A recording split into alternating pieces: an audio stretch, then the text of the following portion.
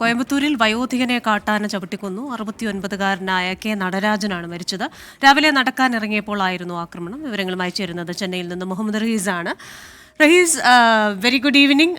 അപ്പോൾ കേരളത്തിൽ മാത്രമല്ല ഈ മനുഷ്യ വന്യജീവി സംഘർഷം അവിടെയുമുണ്ട്. എന്താണ് അവിടെ സംഭവിച്ചത്?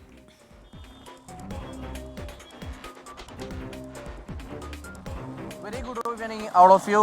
സത്യത്തിൽ കോയമ്പത്തൂരിൽ നിന്നുണ്ടായത് അതിദാരുണമായിട്ടുള്ളൊരു സംഭവമാണ്. രാവിലെ നടക്കാനിറങ്ങിയ ഒരു 69-കാരനെ ആന ചവിട്ടിക്കൊല്ലുകയായിരുന്നു. കോയമ്പത്തൂർ സ്വദേശിയായിട്ടുള്ള നടരാജു ആണ് മരിച്ചത്. ഇയാൾ അടുത്ത് ഈ തളിയൂർ ഗ്രാമത്തിൽ ഉള്ളയാളാണ്. അപ്പോൾ ഈ ഗ്രാമവുമായി ബന്ധപ്പെട്ട് കഴിഞ്ഞ കുറേ ദിവസങ്ങളായി നമ്മൾ വാർത്തകൾ നൽകുന്നതാണ്. സ്ഥിരമായി കാട്ടാന ഇറങ്ങുകയും ഒപ്പം തന്നെ ഈ ടൗണിലേക്കും മറ്റുമൊക്കെ കാട്ടാന ഇറങ്ങുന്നു. ഒപ്പം ഇതിൻ്റെ പല പ്രദേശങ്ങളിലായി വീടുകളിലേക്കൊക്കെ കാട്ടാന കയറി വന്ന് അടുക്കളയുടെ ഭാഗം നശിപ്പിക്കുന്ന ദൃശ്യങ്ങളൊക്കെ നേരത്തെ നമ്മൾ നൽകിയിട്ടുള്ളതാണ്. അപ്പോൾ അത്തരത്തിൽ ഇന്ന് രാവിലെയും നടക്കാനിറങ്ങിയ നടരാജുവിന് നേർക്ക് ആന വന്നു. അയാളൊരു കുളത്തിന് സമീപമായിരുന്നു അപ്പോൾ ഉണ്ടായിരുന്നത്. അദ്ദേഹത്തിന് ഓടി രക്ഷപ്പെടാൻ കഴിഞ്ഞില്ല. അപ്പോൾ അതുകൊണ്ട് ആന ചവിട്ടിക്കൊന്നു. നാട്ടുകാരൊക്കെയും ഓടി വരുമ്പോഴേക്കും ഇയാൾ മരിച്ചിരുന്നു. ഈ വിഷയവുമായി ബന്ധപ്പെട്ട് ഇപ്പോൾ സംഭവ സ്ഥലത്തൊരു വലിയ പ്രതിഷേധം നടന്നുകൊണ്ടിരിക്കുകയാണ്. അത് പ്രധാനമായും ഈ ആന നാട്ടിലേക്ക് ഇറങ്ങുന്നതിന് ഫലപ്രദമായ ഒരു പ്രതിവിധി കാണണം, അതിനെ തടയിടണമെന്ന് ആവശ്യപ്പെട്ടുകൊണ്ടാണ് നാട്ടുകാർ ഇപ്പോൾ അവിടെ പ്രതിഷേധിക്കുന്നത്. അവരുടെ പ്രതിഷേധത്തിന് എല്ലാവിധ ന്യായവുമുണ്ട്. കാരണം കുറേ ദിവസങ്ങളായി ആന ഈ പ്രദേശത്തുള്ളവരെ ചുറ്റിക്കുകയാണ്. കഴിഞ്ഞ ബുധനാഴ്ചയാണ് ഒരാൾ ഇത്തരത്തിലൊരു 45-കാരൻ അവിടെ ആന ചവിട്ടി കൊലപ്പെടുത്തുന്നത്. കഴിഞ്ഞ ദിവസം 2 സ്ത്രീകളെ ആന വളരെ ദൂരം ഓടിച്ചിരുന്നു.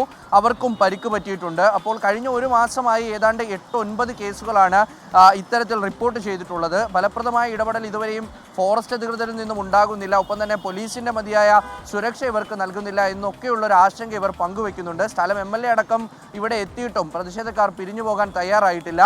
ഉടനടി ഫലപ്രദമായിട്ടുള്ള ഒരു പരിഹാരം കണ്ടില്ലെങ്കിൽ പ്രതിഷേധം തുടരുമെന്നാണ് ഇവർ അറിയിച്ചിരിക്കുന്നത്. ക്രിസ്റ്റീന. റഹീസ്, ഈ സമാനമായ പ്രശ്നം നമ്മൾ സംസ്ഥാനത്ത് മിക്കവാറും കാണാറുണ്ട്. കാട്ടാനയുടെ ആക്രമണമൊക്കെ ഉണ്ടാകുന്നത് ഇതേപോലെ തന്നെയാണ് തമിഴ്നാട്ടിലെയും അവസ്ഥ എന്നുള്ളതാണ് നമ്മൾ മനസ്സിലാക്കുന്നത്. ഈ തമിഴ്നാട്ടിലെ നിലവിലെ സാഹചര്യം എങ്ങനെയാണ്? എത്രത്തോളം ഇത്തരത്തിൽ കാട്ടാനകളുടെയും മറ്റ് വന്യജീവികളുടെയും ആക്രമണം അവിടെ റിപ്പോർട്ട് ചെയ്യപ്പെടുന്നുണ്ട്?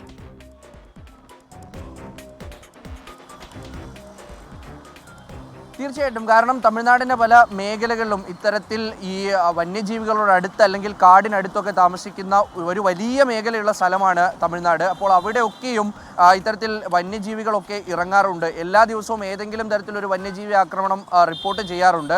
അതുകൊണ്ടാണ് ഈ അടുത്തിടെ തമിഴ്നാട് സർക്കാർ ഈ കാട്ടുപന്നികളെ വെടിവെക്കാനുള്ള ഒരു ഉത്തരവ് പുറപ്പെടുവിച്ചിരിക്കുന്നത്. 3 കിലോമീറ്റർ ജനവാസ മേഖലയുടെ അടുത്തേക്ക് 3 കിലോമീറ്റർ വന്നാലൊക്കെ കാട്ടുപന്നിയെ വെടിവെക്കാം എന്നുള്ള ഒരു നിർദ്ദേശമൊക്കെ അല്ലെങ്കിൽ അത്തരത്തിലൊരു ഉത്തരവൊക്കെ സർക്കാർ ഇറക്കിയിട്ടുണ്ട്. അതിന് പിന്നാലെ പക്ഷേ പ്രത്യേകിച്ച് ഈ കോയമ്പത്തൂരിനെ പറ്റി പറയുകയാണെങ്കിൽ സത്യത്തിൽ ഈ ജനങ്ങൾ കഴിഞ്ഞ ഒരു മാസമായി വളരെയധികം ബുദ്ധിമുട്ടുന്നുണ്ട്. സ്ത്രീകൾക്കും മറ്റുമൊന്നും പുറത്തിറങ്ങാൻ കഴിയാത്ത അവസ്ഥയാണ്.